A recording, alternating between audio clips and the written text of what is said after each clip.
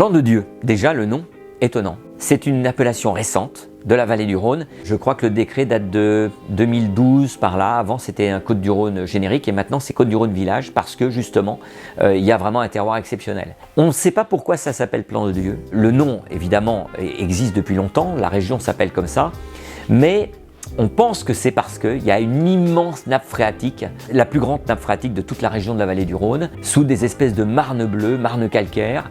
Et évidemment que dans la région méridionale, les nappes phréatiques immenses comme ça, c'était extrêmement précieux. Donc on pense que c'est pour ça que ça s'appelle Plan de Dieu, parce qu'il y a un côté divin, c'est un don.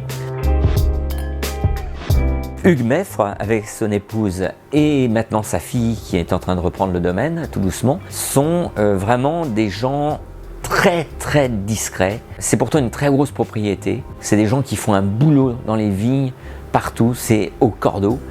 Ils font des vins simples. Il n'y a aucune recherche de faire des vins qui en mettent plein la vue. On n'est pas dans Disneyland, on est vraiment dans le contraire. Cette simplicité, comme dit Aubert de Vilaine, le propriétaire gérant de la Romanée-Conti, c'est ce qu'il y a de plus difficile à atteindre. Et bien justement parce que les grands vins sont faits dans la simplicité. Il y a des faux grands vins. On peut faire des vins qui en mettent plein la vue. C'est la pornographie. On n'est pas sur la finesse, la pureté. Et ça, il n'y a que la simplicité qui peut atteindre ça. Donc il y a une unité dans son vin. On n'est pas du tout sur un Côtes-du-Rhône qui en met plein la vue, qui est tout noir, avec beaucoup de force, etc. Non, on est dans la discrétion. On est dans la lenteur. Les saveurs, elles se déroulent tout doucement.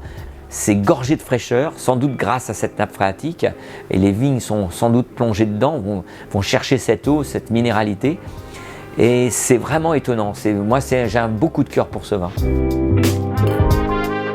C'est un vin qui va bien sur les daubes, sur les plats en sauce, sur des belles charcuteries, bellota, une belle côte de bœuf évidemment, voilà, le canard, l'agneau. C'est un vin qui va bien parler sur ces plats-là.